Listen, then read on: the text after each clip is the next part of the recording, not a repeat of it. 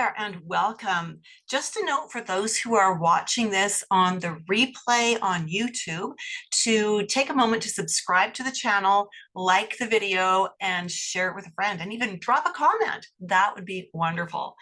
Those of you who are with me live, welcome. So glad to have you with me today.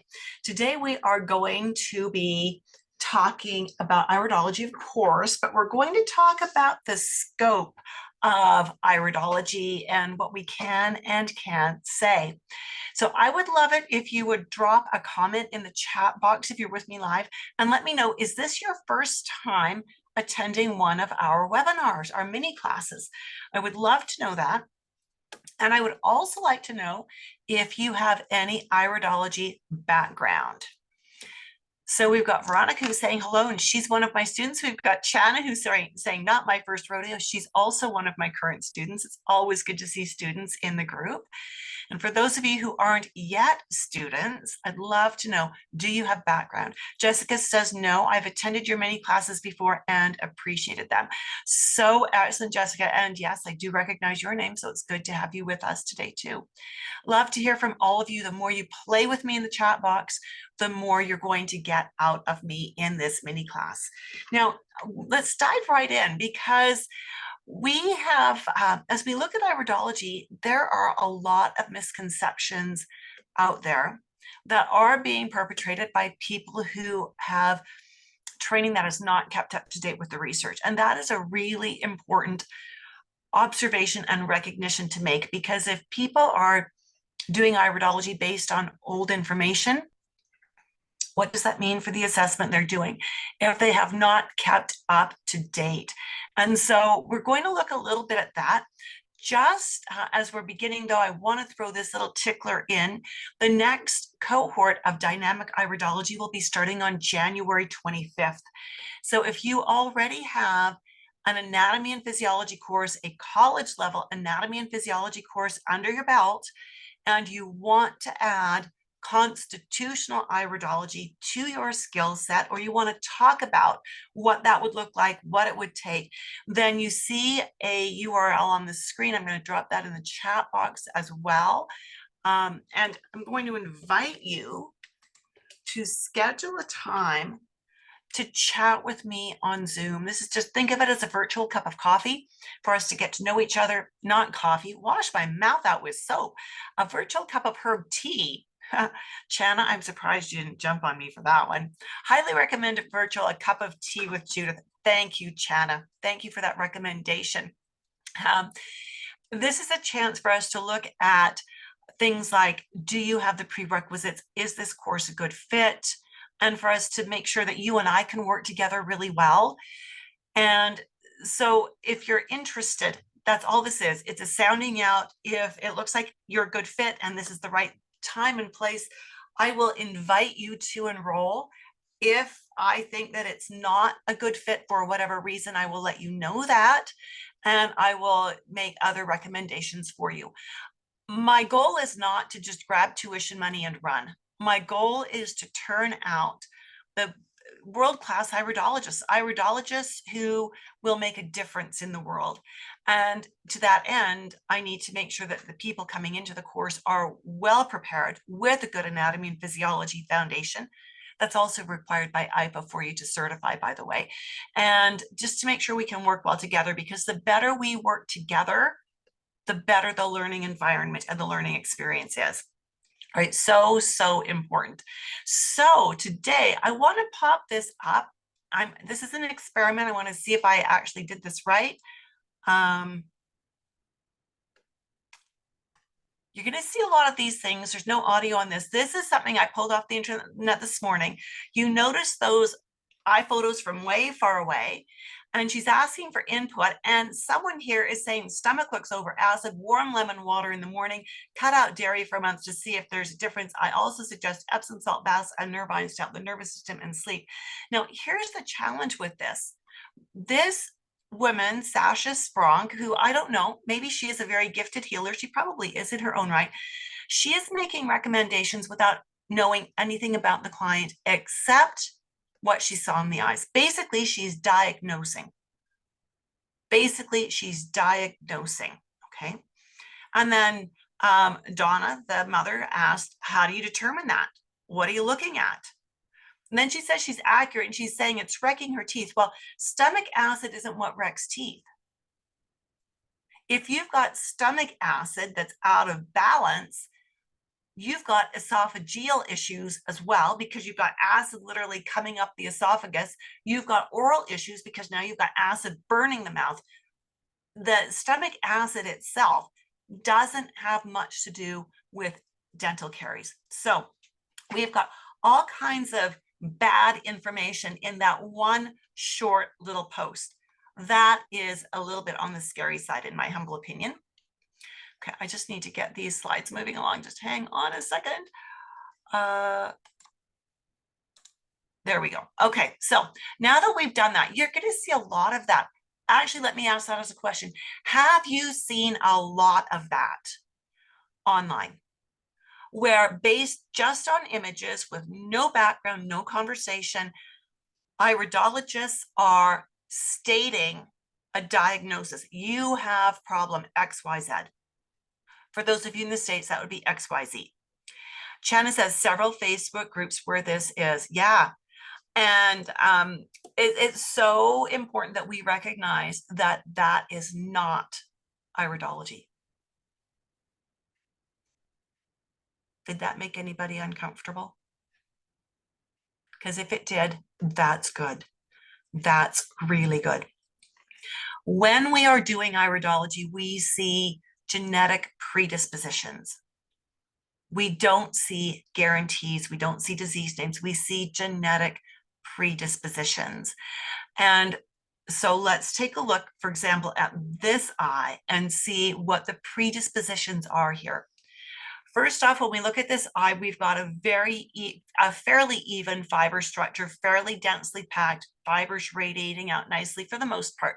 So this is a very resilient pattern. This is someone whose genetic structure wants to ward off disease. It wants to recover well if there's been a problem. It wants to. We also see that there might be some indications of predisposition towards some stomach digestive challenges, maybe towards a little, depending on your computer monitor, this might look yellow or it might look orange. If what you're seeing here is yellow, you would go kidney. If what you're seeing orange, you would go pancreas. We see the rarefaction, or the way the fiber almost disappears at the outer edge, which teaches us that surface elimination and the blood and lymph at the surface of the body might not be as tough and strong as we want it to be. And so we see all of that in this eye. They are only predispositions. We see a tendency for this whole body to want to be over acid. That is a genetic predisposition. I cannot say this person has stomach problems, has an over acid body, has skin elimination problems, and has kidney or pancreas issues, again, depending on the color of the pigment here. I cannot pronounce that from these eyes. I cannot say to this person, you have an under acid stomach, you have eczema or psoriasis, I cannot say that. The eyes only show me predispositions. So in order for this iris photo to be of any real significant value, I need to understand what my client's current concerns are. What are their health goals? I need to then assess the eye in the context of those health goals, those health concerns that my client has. And then I need to ask my questions. I need to ask my client questions. So Jessica says we must say the potential for. Yeah, we're talking about potential, inherent potential, possibility of, or to ask the question, have you ever had a problem like this? Or is there a personal or family history of this type of an issue, right? Because again, what we see in the iris is genetic. This person didn't put this here. This is genetic. This is what's been passed down. This person might have figured out a long time ago that if they do certain things, they feel lousy. If they do certain other things, they feel really good.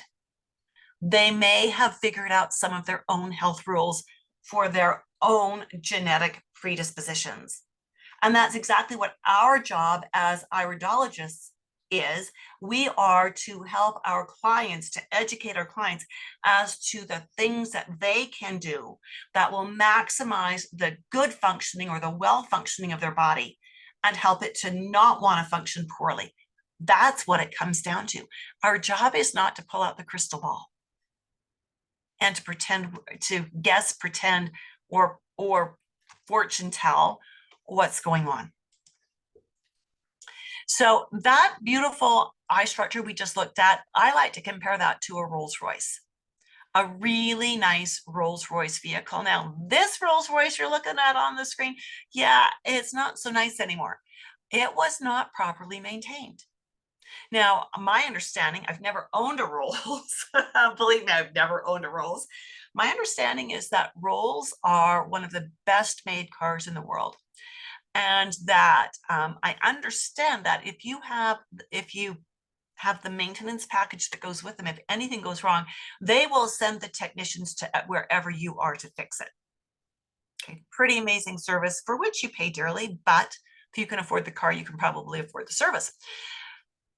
But if you don't do your lube jobs and oil changes, if you don't wax and polish the exterior, if you don't take care of a Rolls Royce, you can drive it into the ground. Same goes with a person who's got a very resilient physical, emotional, spiritual body. If they don't take care, they can break it down and drive it into the ground. It may take years, like decades, but it can happen. And we see this happen in many, many instances.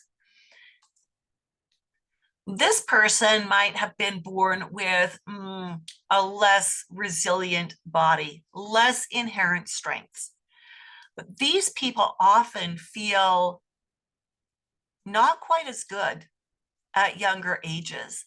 And they figure out pretty quick, yeah, if I drink coffee, I feel awful. If I don't get enough sleep, I feel terrible. If I don't get enough vegetables, I get constipated. If I don't drink enough water, I feel lethargic. They figure out really early on what their rules are. And so what that means is that they can take a body that is less resilient and can nurture it to help it function at the very top of its ability.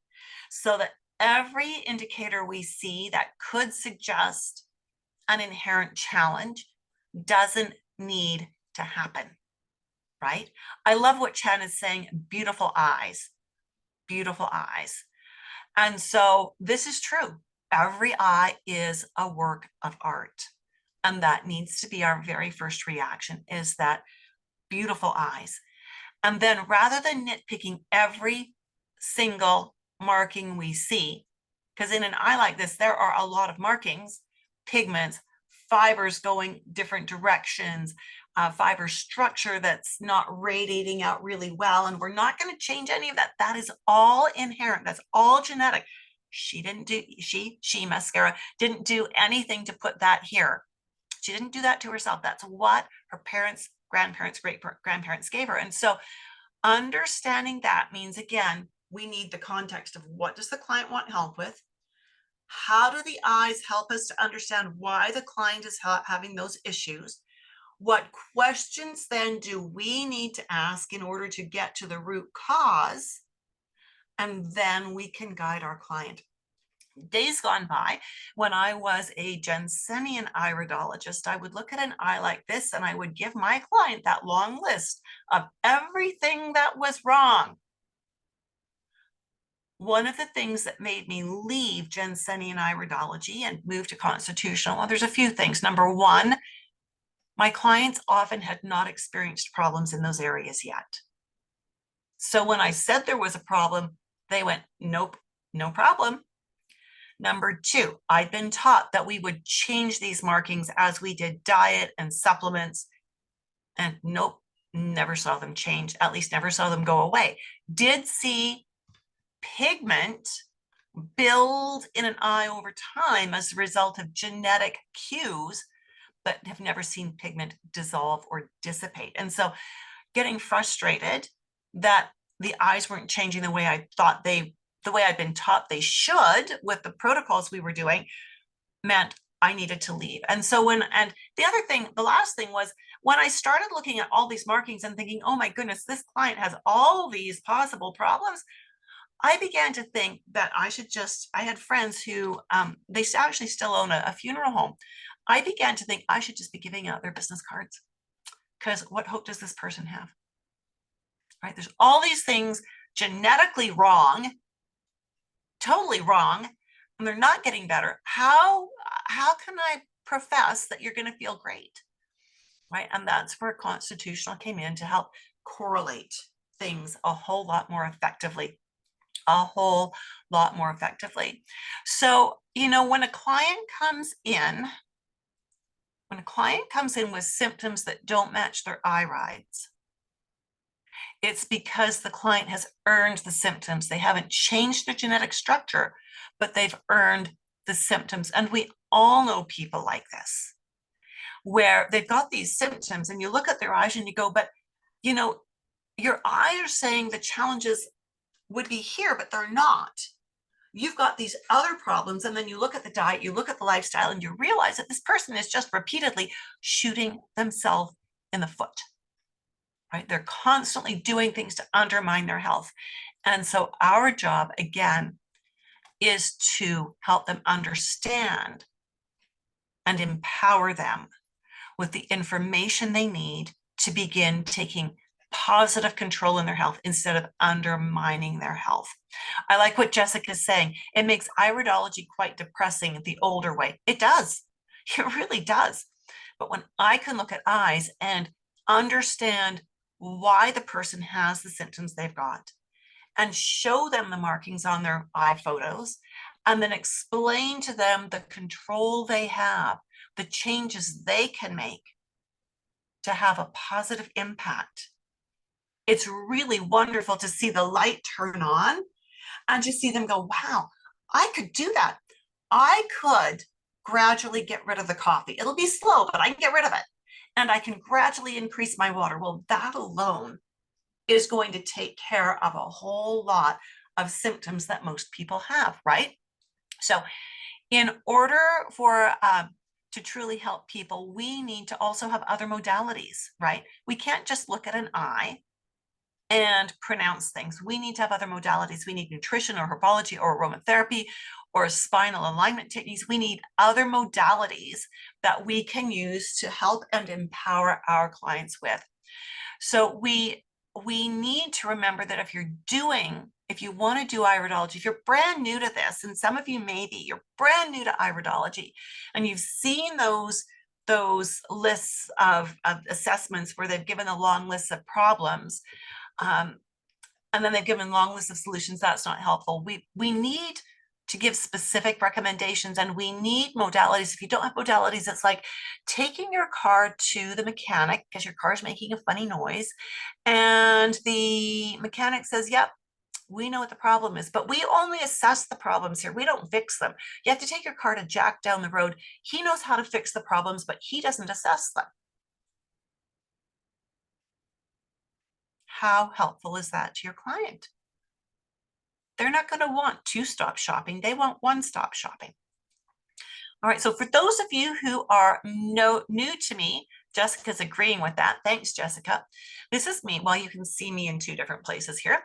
My name is Judith Cobb, and I got into holistic healing years ago, like over 4 decades ago, because I had health problems. The medical world wasn't solving them. And I was blessed to meet a young man who knew a little bit and his mother knew more. So I started working with his mom, as in she started helping me, and then I fell in love with that guy and I married him. And here we are. This year will be 44 years for us married. So we're pretty happy about that. But through that journey, I learned a lot about myself and a lot about health, and I loved it. And so I just dug in and started studying everything I could. I will admit a lot of what I've studied along the way, I've tucked off to the side. Some of it I've thrown away. Some of it I've tucked off to the side, and much of it I've just kept center front. I have been working as a holistic health practitioner, a student since 1979, and a practitioner since about 1981. I am also a master herbalist and a professional nutrition coach associated with the Canadian Association of Holistic Nutrition Professionals and the Canadian Association of Natural Nutrition Practitioners. These are really, really, what's the word I want? Prestigious, maybe is the right word. These are prestigious organizations. You don't just say, hey, sign me up, here's my fee. It's, hey, I want to join your organization. Here is all the training I've got. Am I good enough to be in your organization? Right? They vet you. They make sure you've got the training. And that's really important to me that we've got that. As an iridologist, I am a level 3 certified iridologist and level 3 certified iridology instructor. What I love about the International Iridology Practitioners Association is the standard of education they have. Not only, like you can be just a regular public member, not a certified iridology member, but a public member, just a supporting member. But to be a professional member or to be an instructor, you have to have anatomy and physiology, proof of that with a grade of over 80% college level. Then you have to do your course with a certified instructor. And then you have to do basically mentorship. You have to be mentored for a length of time. And then you can do your exam, your final exam. And it's a hard exam. I'm not going to kid you. It's a hard exam. And so when we see levels 1 and 2, that's the basic levels. To be certified, you have to complete level 2 in order to be certified. My dynamic iridology course includes level 1 and level 2. It makes no sense to me to divide those up. It really doesn't. I mean, why would you do level 1 and then quit? Right? Level 3 is the more advanced level. And as an iridologist and as an instructor, I have to upgrade my CEUs and my credentials every 2 years. That's why these badges are only good for 2 years, right? That shows you that I am current and up to date and getting my research done in the next 6 weeks. So I love teaching. I love teaching health professionals. That's why I focus only on health professionals. I don't take general public in my course because I like to go deep. I want to teach at a level that gets iridology out there in a respectable and reputable way. Right? And so if that's of interest to you, again, I'll give you that URL for how to reach out to me again later on. I've written lots of books. I've designed lots of courses, taught lots of courses. Dynamic iridology is one that I've got running now. Periodically, I run women's holistic health as a course. Periodically, for graduates of my dynamic iridology course, we do a body systems iridology and herbology course. And then, of course, we do level 3 every couple of years. So lots of opportunity to continue learning. So let's talk about the eyes. Is that okay with you if we look at some more eyes? Yeah. Are y'all still awake? Chana's saying she'd love to get her hands on my books. Oh, Chana, they're all out of print. They're all due for a rewrite. I've learned so much more since I wrote those books 25 years ago. Yeah, one of these days in my spare time, I'll get the rewrites done. Who knows? So let's look at some eyes. Jessica's excited. So we cannot name diseases from the eyes. We absolutely cannot. We may see indicators that suggest things, but we cannot say they've got it. I will often ask questions like, is there a personal or family history of whatever? Or has anyone ever suggested you might have blah, blah, blah? So I'm never saying you have this problem because that is not what we can do. Even if a client says, for example, he's got a blood sugar issue, we can't look at the eyes and go, yep, I see that right here. That is tantamount to diagnosing. But we can teach them about the markers and we can follow them and help them to improve their overall health. So, as we look at things at eyes, one of the things we do know is that clients can accumulate pigment. So these are my husband's eyes. taken with different cameras that had different lighting. The different cameras, different lighting accounts entirely for the difference in the iris color, the difference in the sclera color, the difference in the skin color. The differences you see in color have nothing to do with his diet or his lifestyle. Does that make sense? That the tech does that. Tech does that. Chana's saying it makes sense. Thanks for that, Chana. Appreciate that. And so when we see that in this ensuing 23 years, he has accumulated pigment, I am not going to say, because it would be a lie if I did, oh my goodness, you are so toxic. Look at that toxicity you built in your eyes. Oh man, your body, we need to cleanse you. You're in deep trouble. No way. The pigment is there because of genetics. The pigment is there because an organ in the body decided that now is the time. It was programmed to put this in the eye as a little bit of a warning that it wants to be an issue. Well, Jessica, how do we know if it's due to genetics or life choices? It's never due to life choices.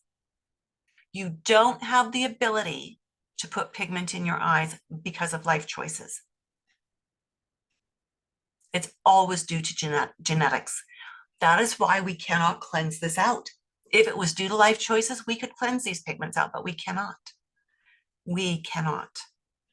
I mean, you can understand how if I wanted to really mess with this, I could take the ages off this and I could reverse this.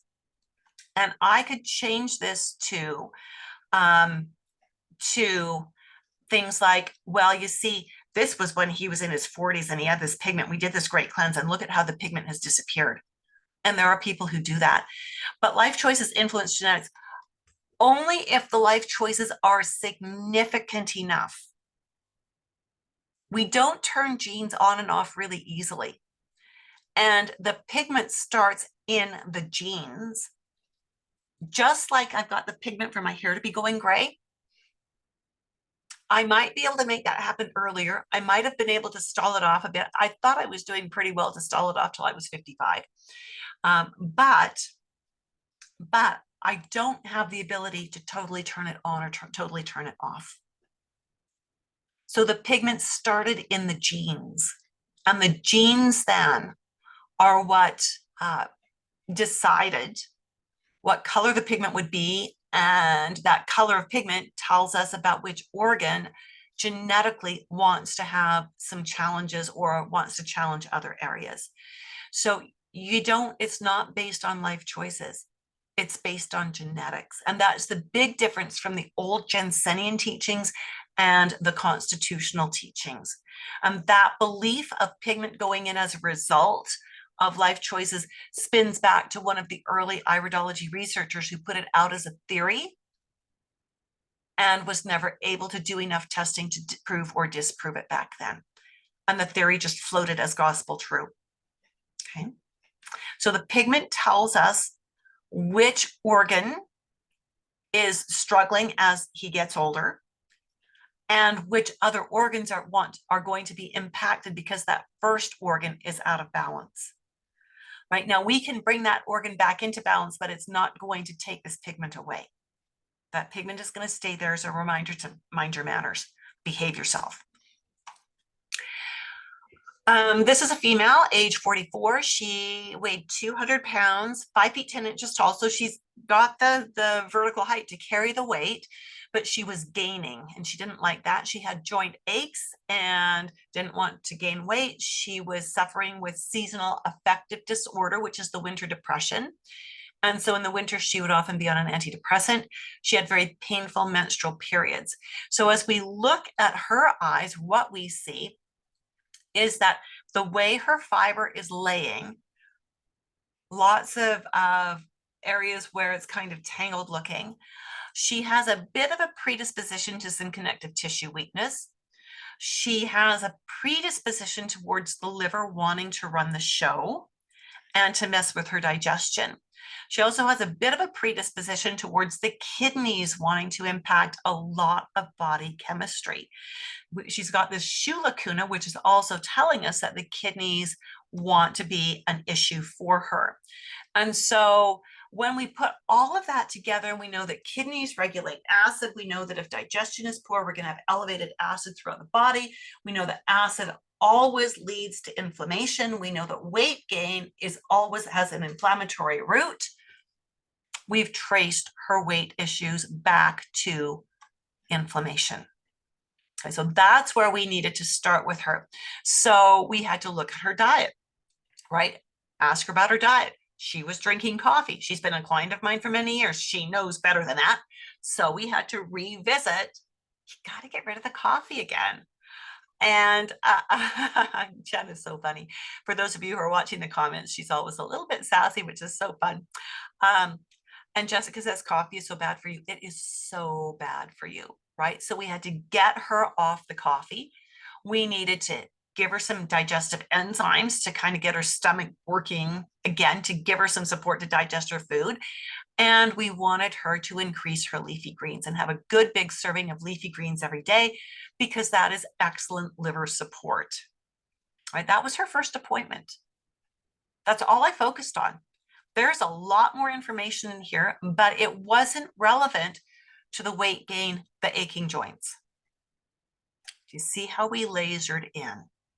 And we kept the recommendations lasered in on that first appointment to the things that would have the biggest impact.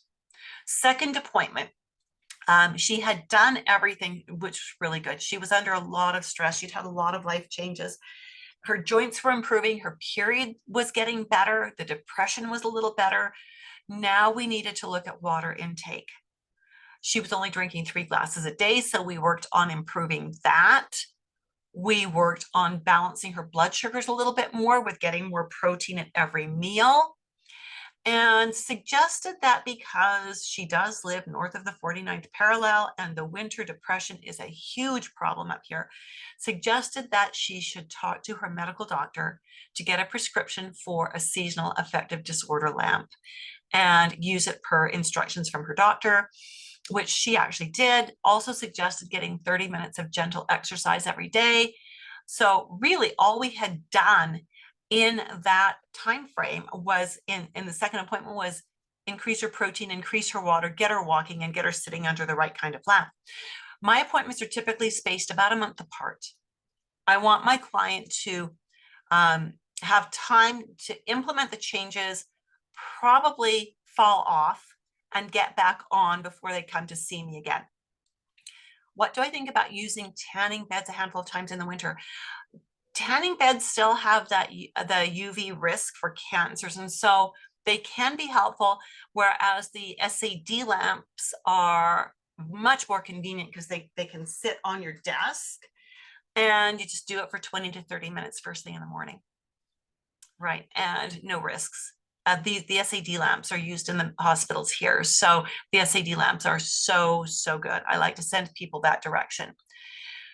About a month later, we had her third appointment. She was using the SAD lamp. She loved it. And what she found is the days she used it, she felt energized.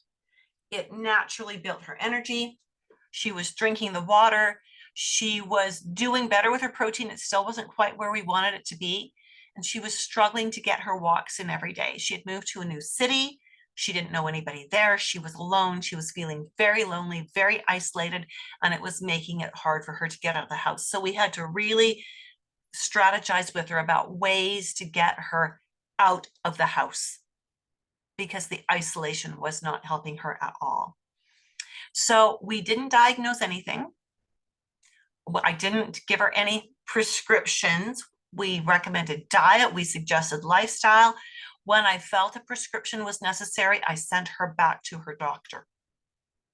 So important. And now my job with her is to make sure she's staying on track, to encourage her when she falls off, and to remind her to use her SAD lamp the way her doctor has recommended it, right? And just kind of help to be her conscience and keep her on track. Does that make sense? I didn't look at every detail. There's a lot of information in these eyes, but I didn't need all of that to get her to where she wanted to go. So many people tell me that dark brown eyes are difficult to read.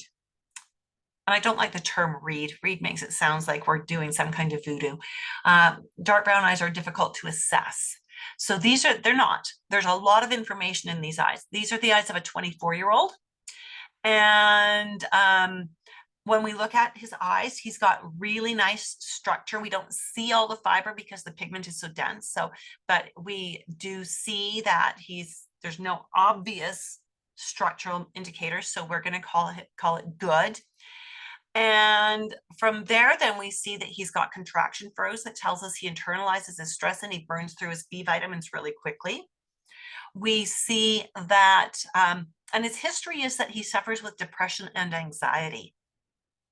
Okay, so the red in the sclera, all of this, Jessica, good question. We're not going to dive into huge details, but this is telling us that there is a lot of inflammation in his body. He also suffers with gout. He's 24. He's had gout since he was 17. Inflammation? I think so. So we also see he's got a slight beginning of a lipemic diathesis, which again tells us liver enzymes out of balance likely. And that can go into not handling carbs properly, which can go into cholesterol, can go into triglycerides, can go into blood sugar imbalances. And Jessica's saying lipemic diathesis at 24. Wow, exactly my point. Filipino and first generation immigrant to Canada.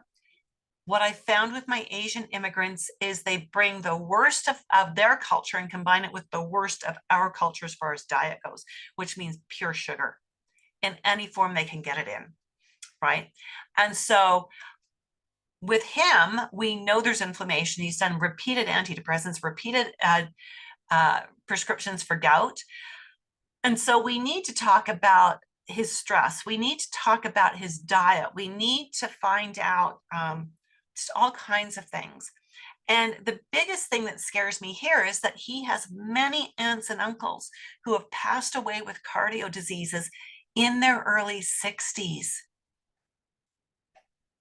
He's on track for that.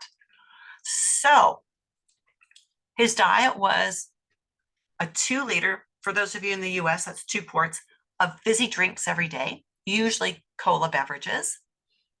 No coffee, no tea, but boy, does he down that cola. And white flour, white sugar in everything on everything, right? Really not great. Almost no vegetables. When he's on track, when he's doing things good, he can cut out all the soda.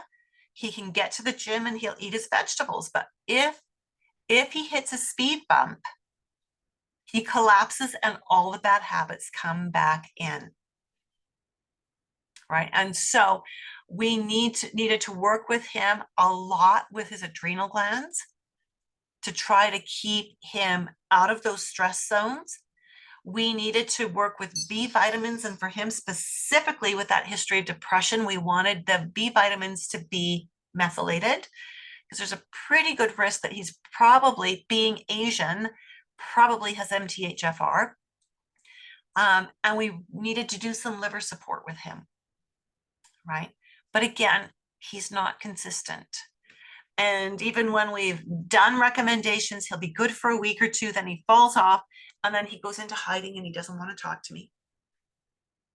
And I'll keep sending out little invitations, like, how's it going? What's going on? You're ready to come back? What's happening now? How are you doing with? And eventually he'll come back in and we'll do another appointment or two, try to get him back on track, and it'll be good for a bit. He's just not really, he's not valuing himself enough to make the changes stick. He had a really crappy upbringing. His parents, even now that he's an adult, his parents are still emotionally abusive. And so he doesn't value himself. And until we get him to value himself, he will never hold the changes. Does that make sense? So how do I keep him on track? It takes a lot of effort and it doesn't work very much, right? All right, so we don't diagnose, we don't prescribe, right? We cannot, as iridologists, diagnose and prescribe. And even if you're a licensed medical practitioner who has the licensure to diagnose, please don't base your diagnosis. Let me rephrase that. Please don't state your diagnosis as being based on iridology. Absolutely combine what you see in the eyes with other things, with lab tests, with the questions you're asking, with any other tools, and come up with a diagnosis if you are licensed to do that based on everything. But don't say your eyes say you have this problem. The eyes teach us what questions to ask. They don't give us the diagnostic answer. So important. And when we make recommendations, we do not prescribe. That again is the realm of licensed medical practitioners. We only recommend or suggest, or by way of education, I'd like to share this information with you. How's that resonating with you? What do you think? Does that sound like something that you would want to implement? So do it more as a coaching than as a dictating. Does that make sense? Yeah, that's exactly what we want to do here. We are promoting the conversation and guiding our clients to answers. That's how we do this and do it well. Besides which, how many of you like to be told what to do? You need to do this. You should do this. I still have a bit of the rebellious teenager in me that goes, yeah, no, you told me to do that. That means I'm probably going to do something different, right?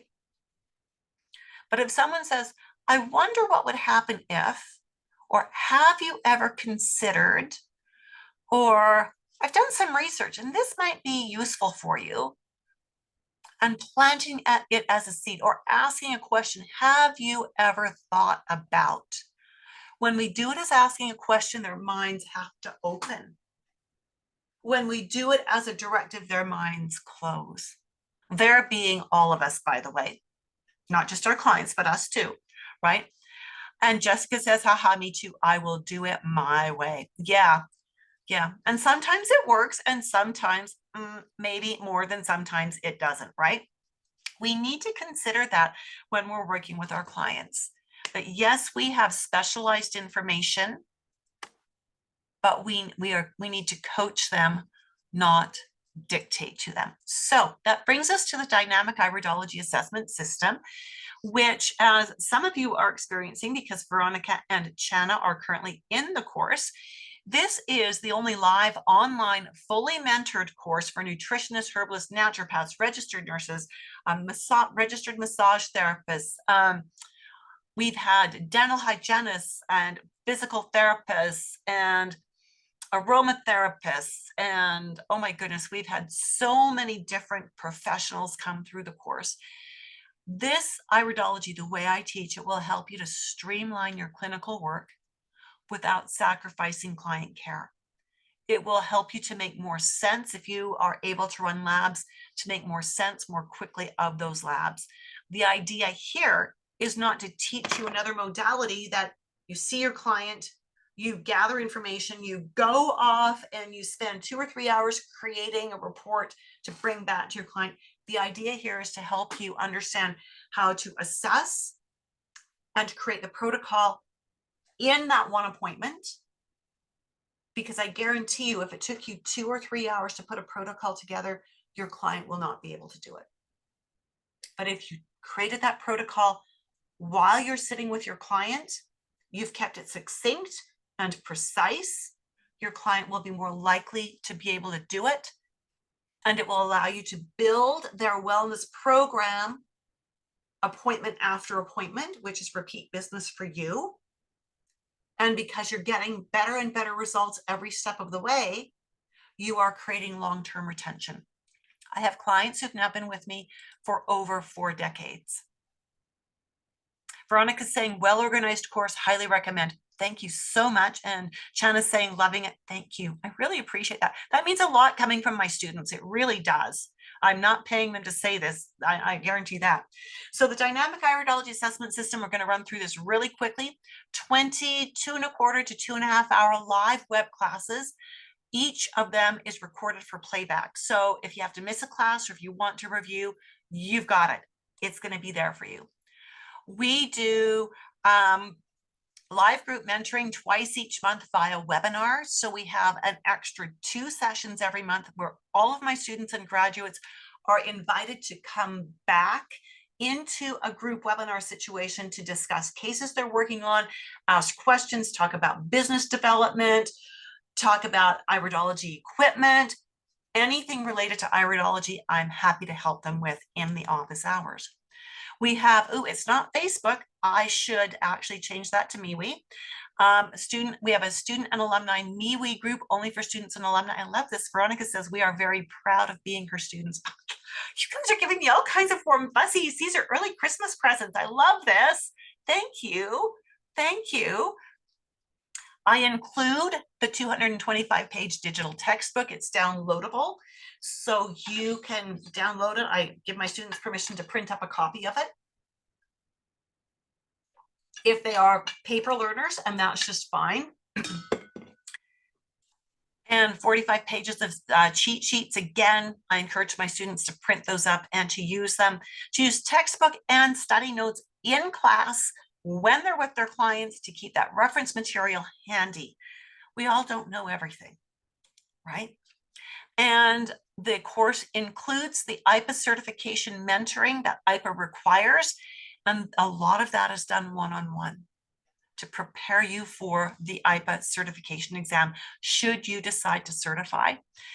IPA requires case studies, and I get to mark those. So I provide you with the case studies with really high quality photographs and stories that go with the cases so that you can do your case studies well. This is what Elaine Hedden said. She is a physical therapist, a master's degree physical therapist in Alaska. I'm a holistic physical therapist and have wanted to study iridology for years, but just couldn't find the right instructor or school. Judith Cobb's iridology course has been the perfect fit. The caliber and organization of the coursework is professional.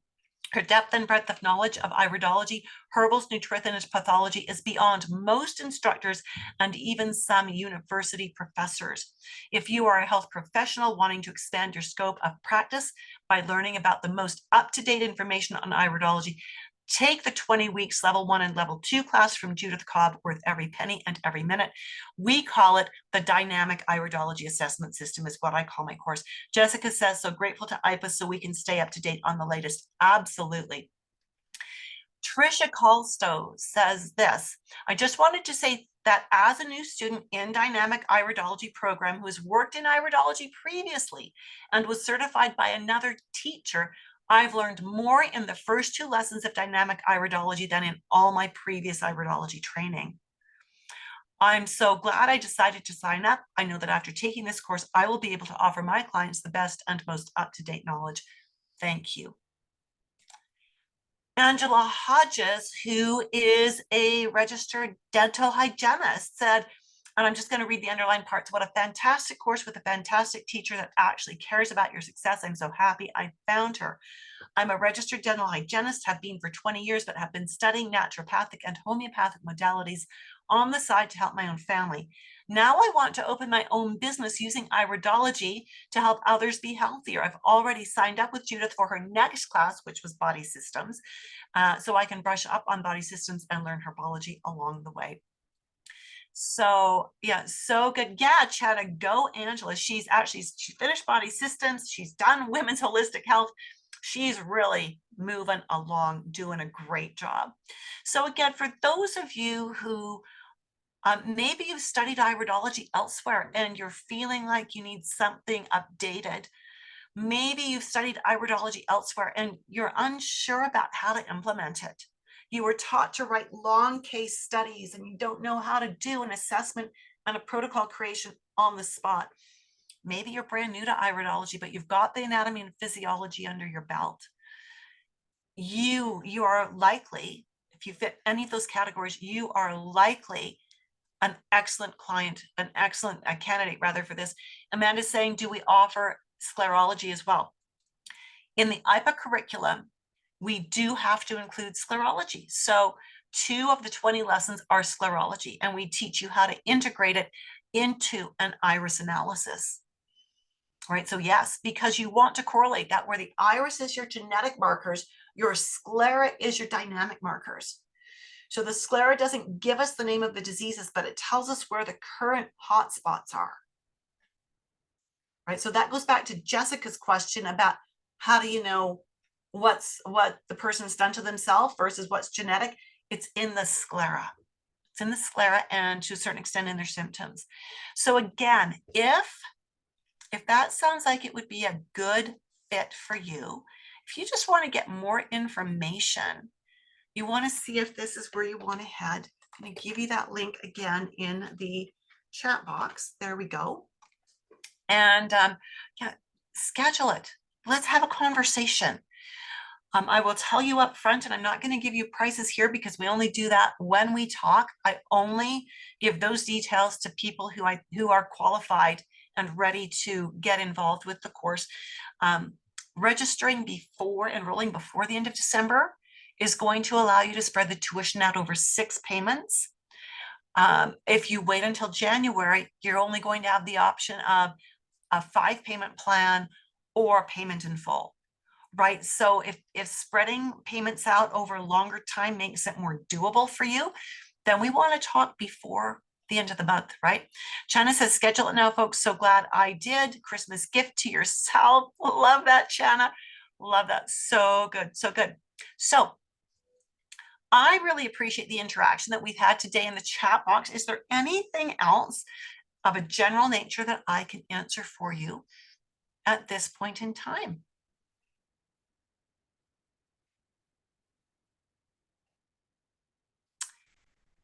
You're very welcome, Chana. She's saying thank you.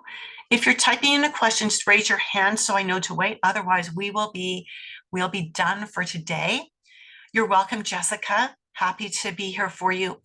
So for all of you, I wish you a very Merry Christmas. If you don't celebrate Christmas, just accept that as my wishing you happiness, joy, love, and peace. But I hope you have a wonderful Christmas, and we will see you. Yes, we are doing this between Christmas and New Year's again, just to give you one more chance to squeak in a Zoom meeting. We will talk to you then. Have a great one, and we'll talk to you soon. Bye for now.